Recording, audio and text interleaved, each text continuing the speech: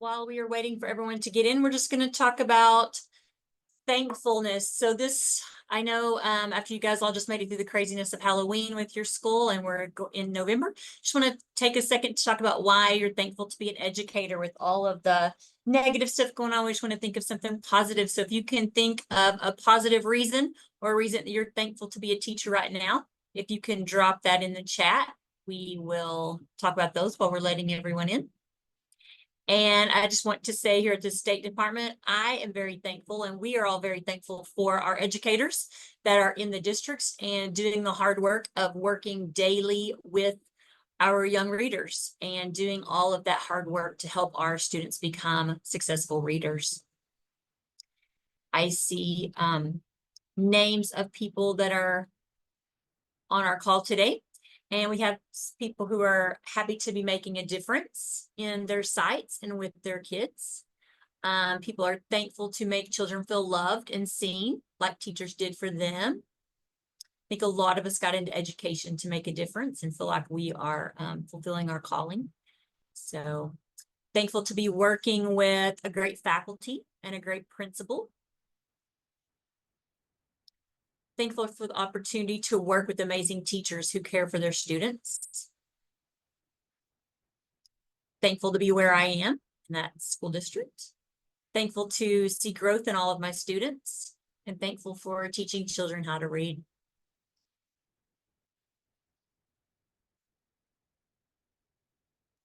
Okay, we are going to just go ahead and go right into the agenda. I think it's going to be a short one today. We don't have a whole lot to cover. So let's just get right into it. This is November and this is report season. So we've had 3 reports due in October and November for the Strong Readers Act. Our beginning of the year report with the Strong Readers Survey, I'm happy to say we do have all of them turned in. Every district across the state has that one into us now. So we have that completed. And we have 2 left that are due, but we don't have them submitted from every district. So I do have linked in the running agenda, the timeline, the Strong Readers timeline, where you can see all of these due dates. And I also want to talk about the 3rd grade promotion retention report. That one was due on November 1st, but if you do not have it completed yet, we do still have it open. It is located in the WAVE. This is the one that populates the students for you who did not pass the RSA criteria on the state test in May, your 3rd graders from last year. And if they are populated, you would have to go in and say either that you retained that student or by what pathway you promoted them because they did not pass the RSA criteria.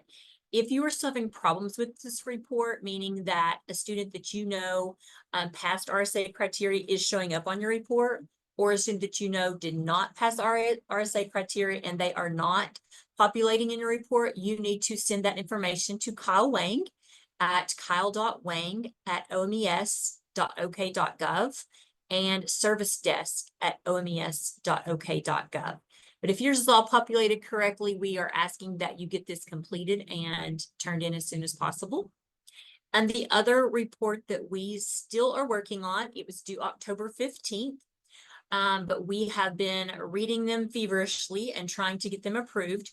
So if your plan has been sent back to you with an email of corrections that we are requesting you to make, we are asking that you please get these corrections done in a timely fashion and notify us that you have got them done. We are going back and checking them.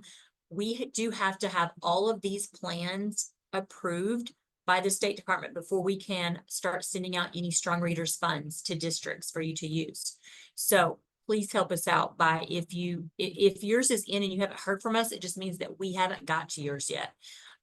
There are 900 and something sites in the state that we have to read your site plans.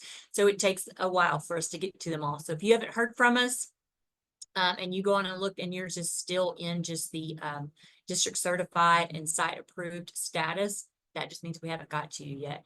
But if it is back into draft, that means you should have some notes on there. You should have received an email from us. And if you receive that email, please make those corrections and get back to, get that submitted back to us as quickly as you can so that we can get these approved. I do want to talk a little bit just about the plans. The main things that we're still seeing come in that need corrections are in the leadership team section. A lot of people forget to add a parent to that. There has to be a parent, an administrator, and teachers from 2 grades on that. So if you are missing one of those things, make sure that you have that added back in. Another thing we see a lot of is on the time and personnel section. There is a little box where you have to just put an amount of staff that you are using to fulfill the provisions of the Strong Readers Act. And a lot of districts are sending that in blank. And if that comes in blank, we have to send that back for you to correct. The other section that we see a lot of is in interventions. And we talked about that last month, how we just need to see your plan for how you're going to address students who are needing support in all the 5 components of reading. So we would need to see all 5 components for tier 2 and tier 3. So that's the main things that we're sending them back for. And if, once again, if you could just get those corrections done as soon as possible and get it submitted again so that we can get them all approved and get funding out to the districts. The next thing on the agenda is the statewide screener. Amira, we are still, it is not too late to sign up. If your district is wanting to sign up to switch over at mid-year, you can still sign up on our State Department website. This is the link. And we will be having some more. We just completed our training the other day, but we will be offering some more later in the year as well. And it is still not too late if you're wanting to sign up for that. The last thing I want to talk about today is assessments and the types of assessments and the purposes of assessments. We are still getting quite a few questions regarding the assessments on the beginning of the year plan for districts. And so I just want to go over these for just a few minutes. Universal screening, diagnostic assessments, and progress monitoring. And let's just talk really quickly about these types of assessments and the purposes for each. So I have it written on here just in this, just very simple terms. Universal screening tells us who needs interventions. And then of the students who need interventions, we're going to give diagnostic assessments. And the diagnostic assessment tells us what type of intervention do these students need. And then lastly, we have progress monitoring. And this tells us, is the interventions that we are doing working? Are these interventions that we're providing for our students, are they working? And I have a graph, an infographic to show you for this. And this kind of explains it a little bit better. Just saying that your screening, our screening, you should know in the state of Oklahoma, we have 9 screening assessments approved for both our universal screening and our dyslexia screening, but we also have 12 who are approved just for the universal screening. So these are the screening that we're doing to see who needs these intervention, who's on tier 2, who's on tier 3. And this is just the general overall screening that tells us who needs extra help, who needs support. So this is how we're identifying our students that are at risk and that need that extra support. Then of those students, we're going to give the diagnostic assessment. This is what we were asking you this year on the reading plan. We do not have an approved list for these. So on these, you're able to use any diagnostic assessment that your district deems to best fit your students' needs and the needs of your staff. So this is going to tell us our students' strengths and weaknesses, and it's going to tell us what skills they need help on. This is where we're going to determine what intervention groups they need in and what we're going to work on in those intervention groups. This would be with your diagnostic assessment. Then after you have your students in your groups, you're working hard with them, you're doing the interventions that they need on all these different skill areas, then you're going to want to progress monitor them. So this is the third type of assessment that we ask you to identify on your reading plan, is what what assessment tool are you using to do your progress monitoring? This can be something that's most commonly, it's something that is used in cooperation with whatever intervention materials you're using. Some people do use like a STAR CBM or something that goes along with their screening, but usually it is something that's with your curriculum. Whatever intervention materials you're using, this would be where you're saying, you're giving them, we've been working on Val diagrams. Now I'm going to progress monitor them on this skill to see the interventions that I have been providing are working for this student. Is this student making progress on the skill that I've been intervening on? So I would use this to see, did this student master the skill and I'm ready to move them on to a new skill? Or do I need to provide more intervention on this? Do I need to change what intervention I'm doing? This is where I'm seeing if my interventions are working and how I need to adjust my instruction for these students. So I hope that was kind of helpful for you to just kind of see what, how you're using your assessments and how you're using it to help them, to help your students. Okay, I can get back to where I'm supposed to be. Stop sharing my screen.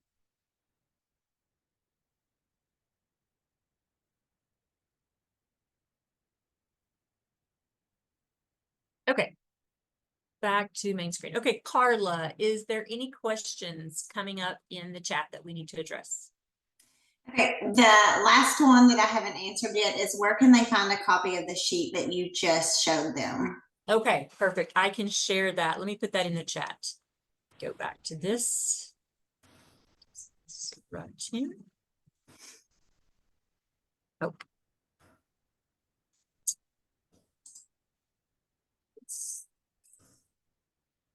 Trouble.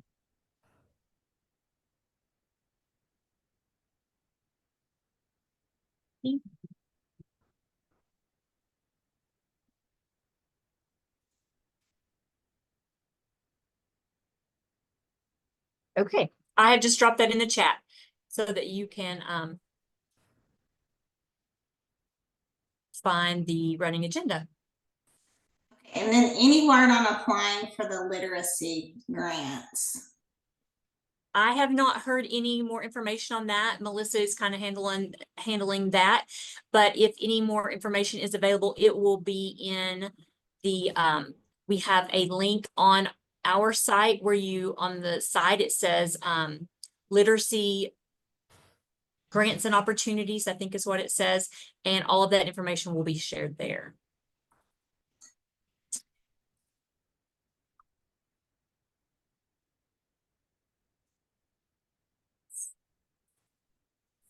Okay, I see a question about students that are enrolling now, from now till the end of the year, would they still qualify for the exemption for 12 months? And so what we have, the general rule we have been using for that is if a student was enrolled in your district by October 1st, then that would count as a year of instruction. So the answer to that is yes, they would still qualify next year. So if a student comes to your district, say December 1st, then this school year would not count as a full year of instruction for them. We are counting it from October 1st. So if a student comes to your district after October 1st, this would not count as a full year of instruction for them. So next year, when you are doing the exemptions at the beginning of the year, if that student came to you after October 1st of this year, they would still qualify for the exemption from strong readers next year.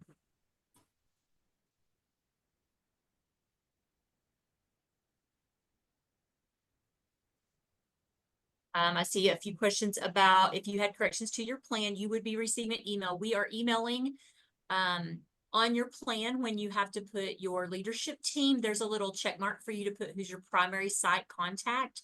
And that's who we've been emailing. We've been emailing your primary site contact that you've listed on the plan. And then if it's not the principal, we're usually copying in the principal as well. If there's issues on the district plan, we are also emailing whoever you have listed on your district plan and possibly the superintendent, if that's not the superintendent.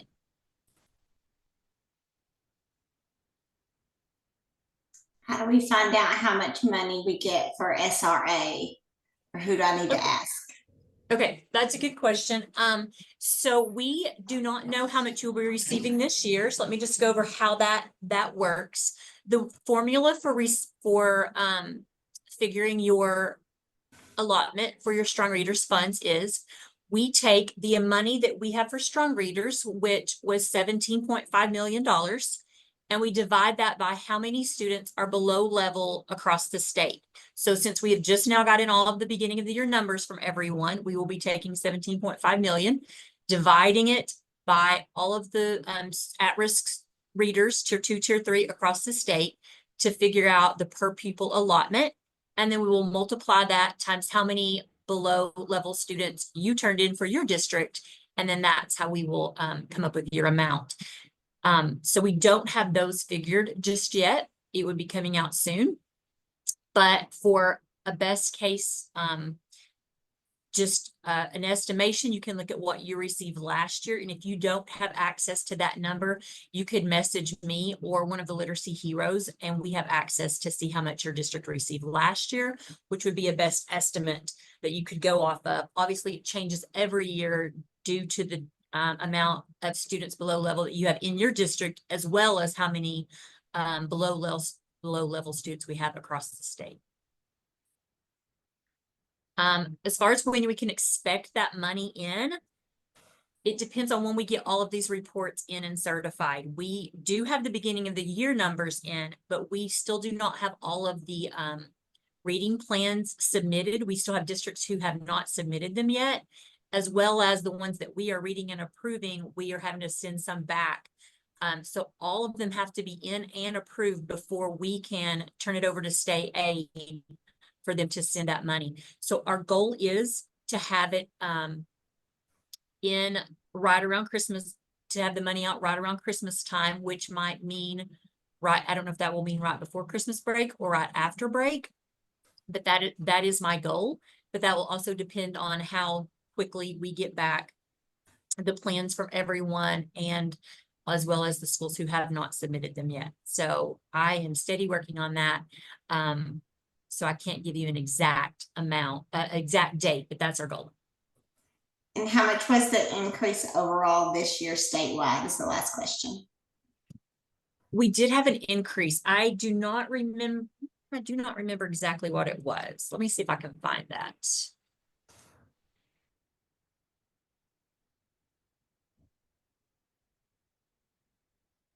We had a $4.5 million increase this year. So that was our increase, 4.5 million increase. Do we have any information about OKMTSS and Ed Plan?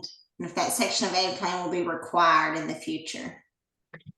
I do not know about it being required in the future. And right now it's still undergoing so many changes, and it's just been such a heavy load for them to get that all running that I do not have any more updates of when anything's going to change. I do know it's all still in the works, but it has been a very intense process to get that all going. I'm sure as I'm sure a lot of you are aware.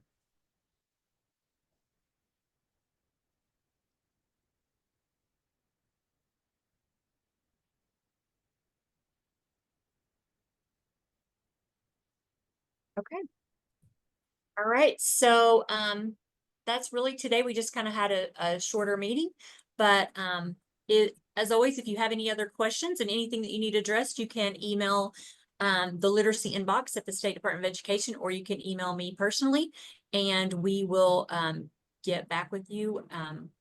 And so have a great rest of your month and a great Thanksgiving break.